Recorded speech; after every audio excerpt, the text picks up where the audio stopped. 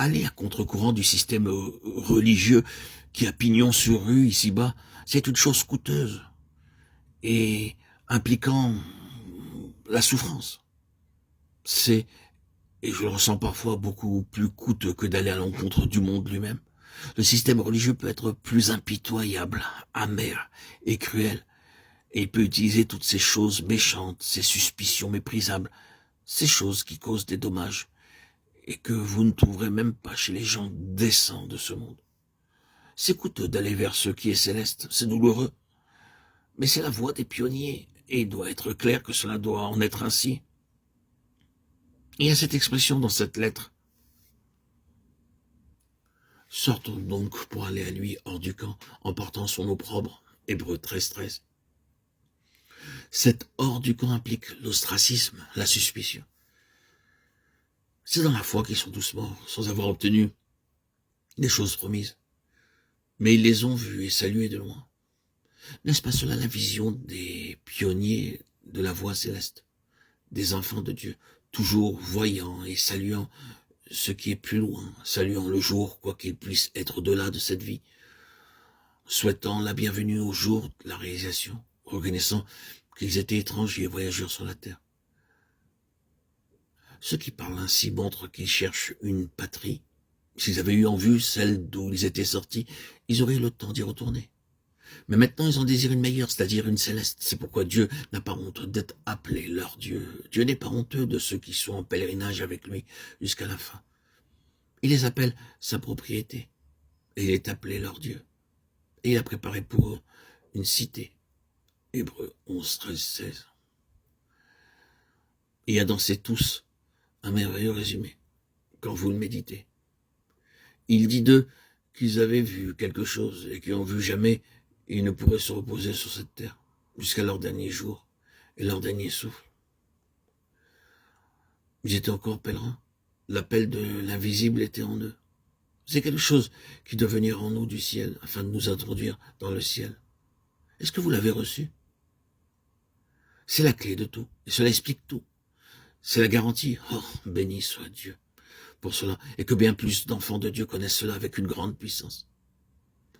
Que tout cela est en nous sous forme de désir, de grands besoins et de quêtes. Ce qui descend de l'Esprit de Dieu peut alors se réaliser. Êtes-vous affamé? Est-ce que vous désirez? Est-ce que vous êtes satisfait? C'est une prophétie de ce qui doit venir. Est-ce que vous êtes installé ici-bas? Votre vision est-elle courte ou rétrécie? Est-ce que vous pouvez accepter les choses comme elles sont?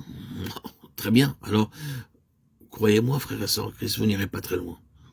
Pas très très loin. Je peux vous l'assurer. Dieu s'appelle lui-même le Dieu de ceux qui sont pèlerins. Il est le Dieu des pionniers. Et nous dépouillons nous-mêmes de toute conception d'un pèlerinage littéral, d'un ciel littéral. Pour ma part, je ne sais pas où est le ciel, mais je sais qu'il y a un ordre divin des choses et que je suis formé en relation avec cela chaque jour dans ma vie. Mettons de côté cet aspect littéral et voyons le spirituel qui est si réel, tellement réel. Demandons au Seigneur, frères et sœurs en Christ, de mettre puissamment en nous cet esprit de pèlerinage, d'être un pionnier de la voie céleste. Et frères et sœurs, vous découvrirez alors en progressant, et cela même si votre vie spirituelle est merveilleuse, comme si vous aviez atteint certains sommets, que viendra un temps où vous la considérerez comme rien, où vous regarderez cela comme simple habillage. Même concernant les choses élevées que vous étiez alors capable de lire, qui vous nourrissaient, vous direz alors, oh, comment est-ce que j'ai pu trouver quoi que ce soit dans cela? Chers amis, ne vous méprenez pas dans ce que je dis. Il n'y a pas de mal en cela, et cela importe peu pour ceux qui en sont à ce point-là. Mais vous êtes allés plus loin, et vous devez avoir quelque chose de plus. Nous devons croître et sans cesse aller au-delà des choses. Nous devons être des gens de l'au-delà. C'est probablement la signification du mot hébreu. Cette lettre est appelée la lettre aux Hébreux. Elle parle des pèlerins et des étrangers. Et si le mot hébreu signifie une personne de l'au-delà, bien, alors nous sommes des gens de l'au-delà. Notre demeure et notre centre sont au-delà.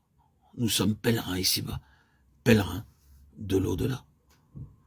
Mes chers amis, frères et sœurs en Christ, auditeurs, auditrices, mes bien-aimés, puisse le Seigneur nous faire la grâce et nous préserver de toute léthargie, de la fausse satisfaction ou de l'impatience à vouloir parvenir à une fin ici-bas.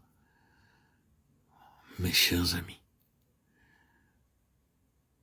soyez richement bénis et gardez vos yeux, vos cœurs sur ceux qui ont initié la voie avant nous, la voyant, la saluant et mourant dans la foi,